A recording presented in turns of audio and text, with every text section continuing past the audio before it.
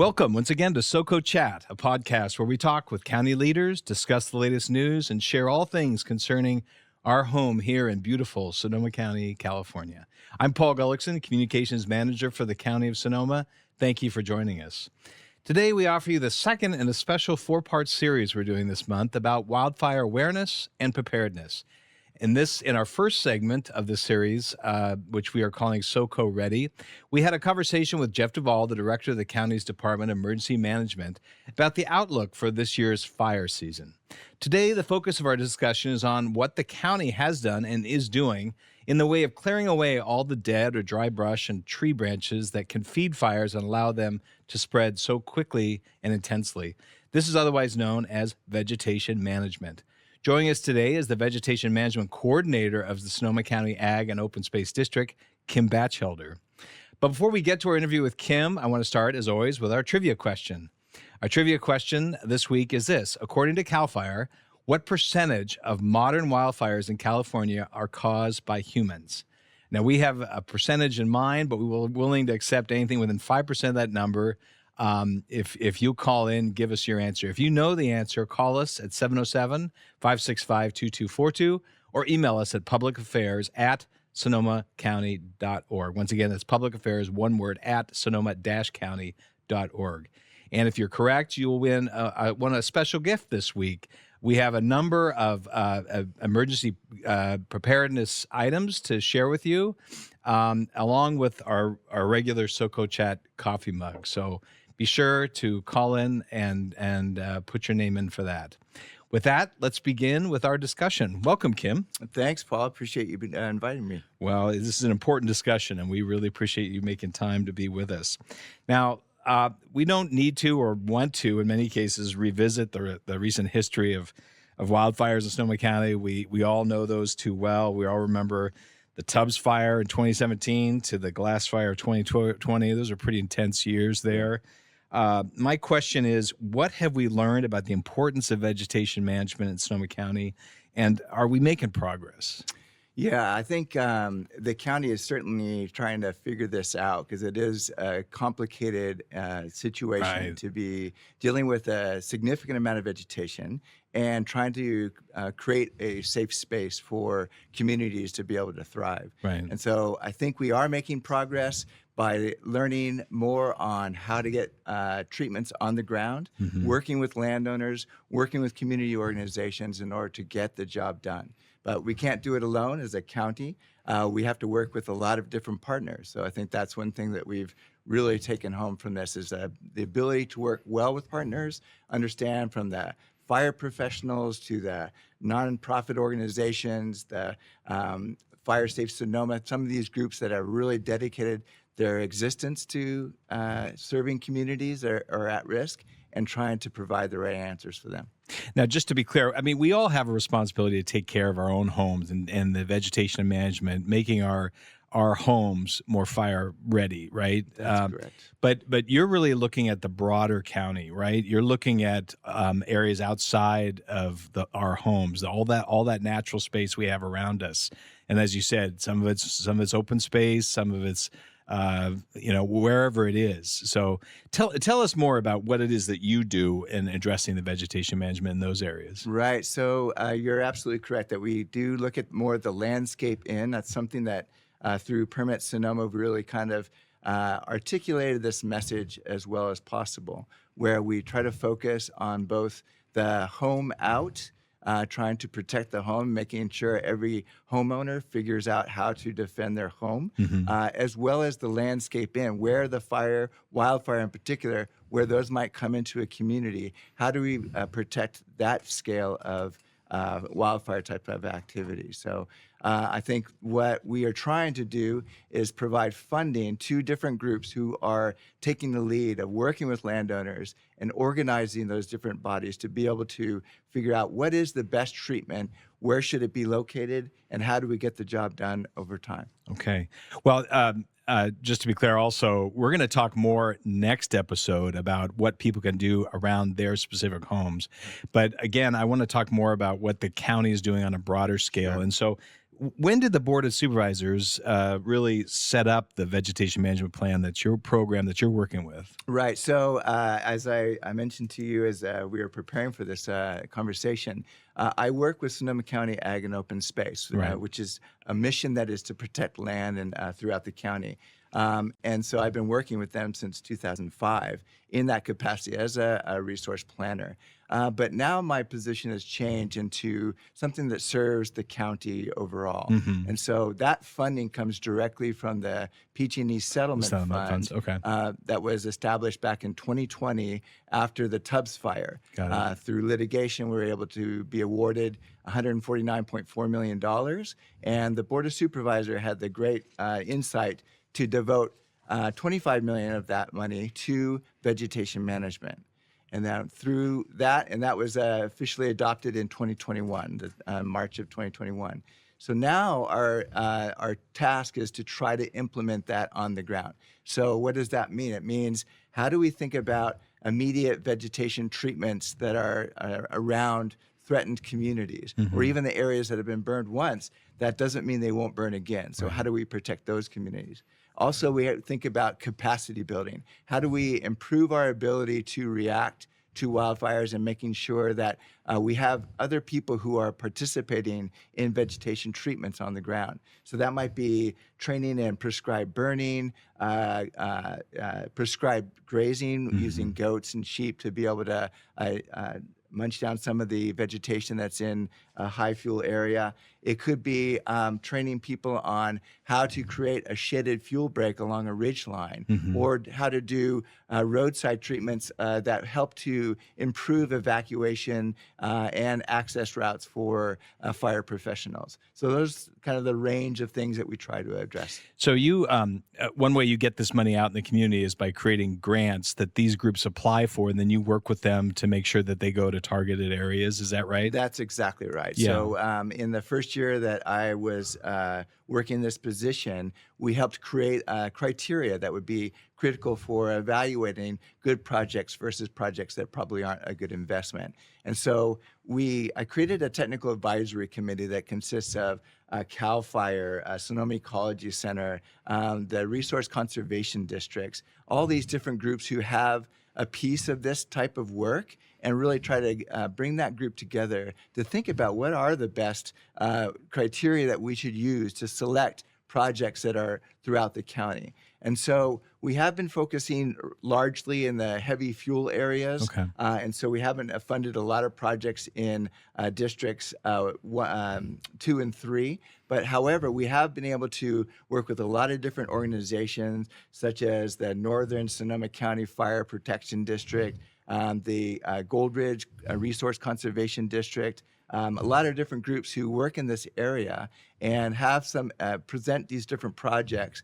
And through a series of evaluations, we were able to select these projects. And so far, we've been able to award 75 grant agreements throughout the county since 2021, and we've been able to invest about $11.4 million of that funding to projects on the ground. And do you have a sense of how many acres we're talking about here? Yeah, so it's a little bit of a tricky question, but the maybe some of the other specifics is that we've been able to establish about 82 miles of shaded fuel breaks. Okay.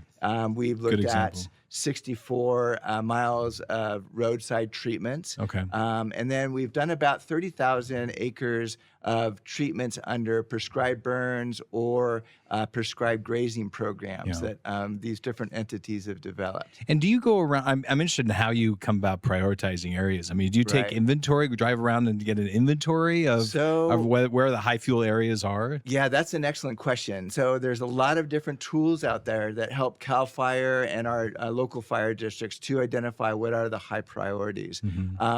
The grant program has really focused on trying to provide funding to the groups that are most organized, have a clear game plan about what they want to treat, but also is it geographically well distributed? Good idea. So we want to try to provide services across the county. And so we look at all the different districts and how these different grants have been coming in. But as we started managing this program, we recognized that some organizations are really good at writing proposals and have been awarded funding because of that. Yeah. So we started to kind of shift gears a little bit and provided more training to organizations who have good ideas, are interested in projects that should be completed over time. Yeah. And so we work with them in developing those projects through a series of workshops that we call the Resilient Forests and Watersheds Workshop Series. Well, I think this is fascinating work, and but the other challenge is that every year we have another winter, more rains, more growth, and so how do you keep up with it all? That's a huge part of it. It's like laundry; you never. Yeah, exactly. And I like to channel Chief Ben Nichols, who always talks about, well, we are not going to change 100 years of management practices or lack thereof in a couple of years. Yeah. So the main thing is that we try to work on it slowly and carefully. And I think about you asked the first question about, are we making progress? I think probably the biggest indicator that's kind of sometimes tough to measure is how many communities are more engaged with trying to do something right and do it well on the ground. So I think that's a big take-home lesson for me. Is how many projects are we funding and how many people are now engaged in these types of works? Because we do not provide funding to individual landowners. Yeah. We really concentrate on working through organizations who are well established or are getting more established as we move on.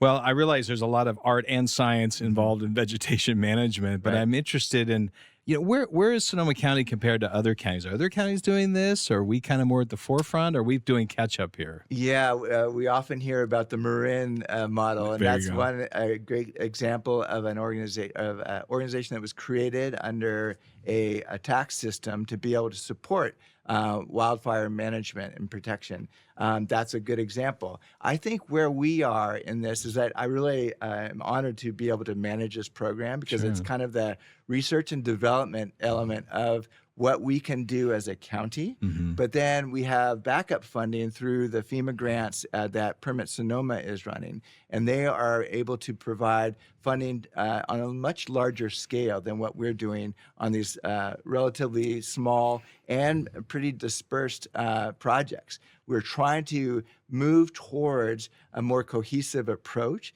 and we've been able to fund really interesting collaborative efforts like the Sonoma Coast Collaborative that Sonoma Coast Forest Council is managing. The Wildlands or the Sonoma Valley Wildlands Collaborative, they are doing excellent work through those different conservation groups who are doing wildfire treatments on their land. We look at the Upper Mark West area where a lot of private land ownerships, many of them were burned, are now working together in a Upper Mark West Fire Safe Council and being able to provide guidance on how to do fuel treatments on their land, whether it's using prescribed fire or hand crews to be able to shape these shaded fuel breaks and things like that. All those groups are working together, I think, in a more cohesive way. Well, that's great. I'd love to get into the weeds a little bit. I mean, literally into the weeds on this. For example, what exactly is a shaded fuel break? You've mentioned that a couple of times, just for our listeners' sakes. And how many have you constructed specifically? Yeah, so it's a great question. I mentioned that we've done about 82 miles of shaded fuel breaks. However, that is tough to understand because what a shaded fuel break tries to encompass is usually they're located along a ridge line that has an existing road or maybe it's a ranch road as well. But the idea is to try to provide a place where we can do some fuel treatments along usually about 100 feet away from the road's edge, which is much larger than a roadside treatment, for instance. And so if you go 100 feet on either side of the road and thin the forest so that there's a bit of a buffer, if a wildfire is coming up from below, if it has fuel, it's going to continue to burn to the top of the ridge. If it doesn't have fuel or the fuel we have good separation between the forest floor and the canopy, then the forest can calm down in that area, and hopefully the firefighters can get the apparatus up there the upper hand on something like that. what the firefighters try to do is create these concentric circles around a community and around the fire to determine exactly where they can hold the fire. And these shaded fuel breaks allow them the ability to do that.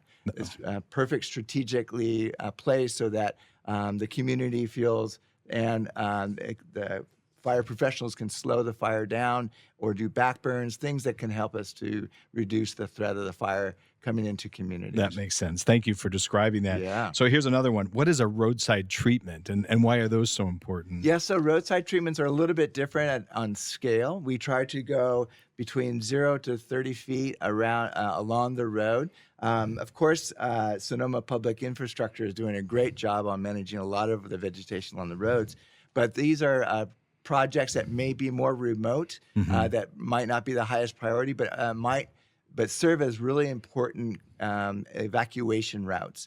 So the evacuation routes for the people who live in the area, as well as egress for the firefighters to be able to address a certain fire event in their particular community. So those are critical in being able to establish a bit of a buffer, but those grow back. And so those are one of the reasons things you have to do those every year. The shaded fuel break, one of the advantages of that is that a shade helps reduce the amount of regrowth after you do a treatment. So that's one of the reasons we stick to that. Interesting. Well, I suppose the road treatment and the shaded fuel breaks, for that matter, can also diminish so many of our fires. I've discovered, and you know this, are from people dragging chains behind their trucks, lawnmowers hitting rocks, little sparks that kick up. I mean, so many are human caused that maybe these treatments help limit those as well. I think that there's definitely some truth to that. I think one of the things we recognize is that a shaded fuel break, roadside treatments are not going to stop a large wildfire driven by heavy winds. I mean, we've seen back in 2017, the 101 was not a sufficient fire break. And so that's an obvious factor, but it allows us to try to create those concentric circles of protection where we start to reduce the amount of threat that hopefully will get into a community. CAL FIRE does an amazing job, and all our fire professionals do an excellent job of being able to keep burns to less than 5 acres. It's those big events that we're trying to be a little bit more prepared for, getting people out of harm's way, but then also trying to do these different vegetation management treatments across the county to try to reduce the threat. Well, while this is Wildfire Preparedness Month, the time for all of us, you work around the clock on this, all around the calendar on this. Now, I know just a few weeks ago, in fact, the Board of Supervisors approved another $1 million in grants for, I think it was 9 projects that include creating fuel breaks, removing vegetation along evacuation routes and fire-prone areas. Who received these grants? So we have 9 different new grantees. Some of the ones that have been granted funding before are Northern Sonoma County Fire Protection District up in the Cloverdale and Geyserville area. They're doing a 43,000 acre treatment. Actually, it's the environmental compliance part first. That will allow them to do other treatments within that area. So we think that's a huge way to be able to get more projects on the ground. Then they will work with the landowners and make sure that everyone's on board. A similar project is being managed by a group called Y Conduit and Hacienda Improvement Association, where they're doing the environmental compliance part for a larger project that's actually going to link the Gernwood community, the Rio Nido community, and Hacienda communities with these shaded fuel breaks along the ridge lines. That's a project we submitted another grant application to wildfire prevention through CAL FIRE to helpfully leverage our $90,000 investment on the compliance to a $1.8 million investment by CAL FIRE to do these treatments. That's the type of long-term projects we're really hoping to support. But we have other groups like Gold Ridge, our Resource Conservation District, is doing another iteration of their prescribed grazing program.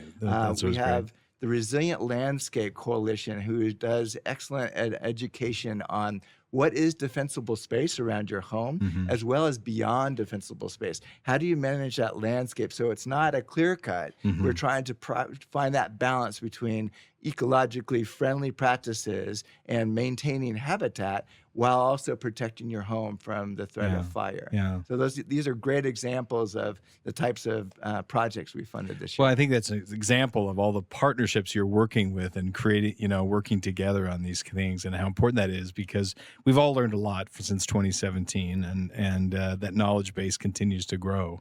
Right, So and what we're really hoping for is that these can set the bar for what Permit Sonoma can then apply further down the road on their large grants called one's building resilient infrastructure and communities, or BRIC.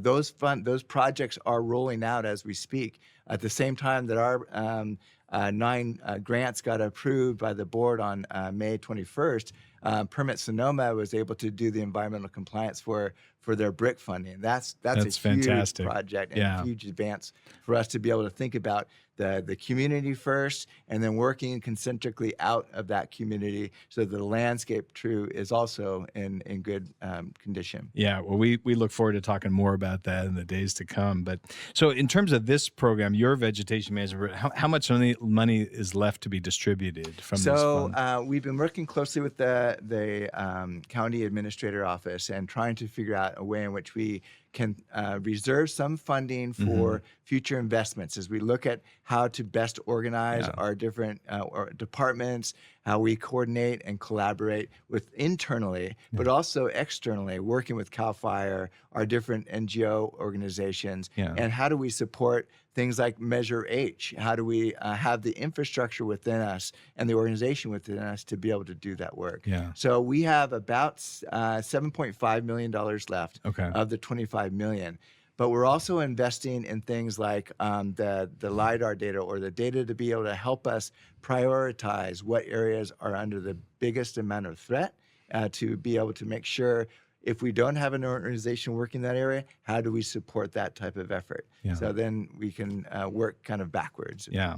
Well, I love those LiDAR maps. They're so interesting. Yeah. That's a type of technology that I just think is fascinating. It really so is. That's really cool. Well, obviously, you want to be planning out. This is not a one-year thing. You want to make sure that there's money for next year, that this is their long-term plan for how this is kept going in perpetuity. So. That's right. I think the grants have really helped us to provide direct technical assistance to these groups. We also found some additional funding to be able to support our capacity building and workforce development efforts, so that organizations can really have the fortitude and the technical ability to be able to address more complex and intricate ways of reducing wildfire risk. Well, that's fantastic. Well, if a group is interested in applying for a grant, what should they do? So one of the things we took to the board last November, November of 2023, or yes, that's right, 2023, is that we tried to think about ways in which we can do a better job of preparing communities in developing their projects, so that where we have a real nice mix of different technical experts, how can we help get them in the room with these community groups who have good intentions but maybe aren't focused Don't in have the the right expertise, way, right? Or the expertise, exactly. And so we've really worked well with Gold Ridge and Sonoma RCD to be able to, the resource conservation districts, to get that technical assistance on the ground. I mentioned earlier the Resilient Forests and Watershed Workshop Series. That initiative has really helped us to think about ways in which we can get the technical assistance out to people. So really it's contacting me at my office with Sonoma County Ag and Open Space. Our phone number is 707-565-7355. That's a direct line to me, and I can be able to help people understand exactly how we're You can walk them through that. those other grant opportunities. Okay. Once again, that's 565-7355. Is That's that right? Correct. Okay, let's write that down, everybody. And how else can people find more information about your vegetation management programs? Well, our website is kind of in the process of being updated so that we can provide a lot of different resources. There's an excellent website at the Fire Safe Sonoma organization, who does a lot of the FireWise community education on defensible space, home hardening, things like that. The Gold Ridge and Sonoma resource conservation districts have excellent websites for information. And then there's the Sonoma County Forest Conservation Working Group that also provides an excellent array of resources that people can tap into. Fantastic. Well, just a reminder, we are in our next segment. We're going to do, and our next one is the third part of our 4-part series. We're going to be talking to a representative of Fire Safe Sonoma to talk more about what people can do around their home to help for home hardening, make their home more resilient for that. That sounds great. Good. So we'll get into that a little more. Well, Kim, thank you so much for being here. Absolutely. We really appreciate it. Very important discussion. As a thank you, we'd like to give you one of our SoCo Chat podcast mugs. Very nice. Those are beautiful. To take with you, and to our listeners, we would also like to give you a chance to win not only one of our SoCo Chat mugs, but also a special prize for this week, which is we have a number of items from that's been donated to us from the Department of Emergency Management. We have first aid kits. We got NOAA radios. We have a number of things that we're going to be giving away in addition to one of our SoCo Chat mugs. If you can answer our trivia question correctly, answer our trivia question this week, which is, according to CAL FIRE, what percentage of modern wildfires in California are caused by humans? And as I said, we'll accept anything within 5% of the number that we have in mind. If you know the answer, call us at 707-565-2242 or email us at publicaffairs, one word, at sonoma-county.org. Also, if you have comments about this or any other SoCo Chat segment or have a suggestion for a topic for future podcast discussion, please email us at that same address, publicaffairs@sonoma-county.org. We thank you all, and please, we hope you continue to follow SoCo Chat on Spotify, Apple Music, Amazon, and YouTube. We'll see you next time. Thank you, Kim.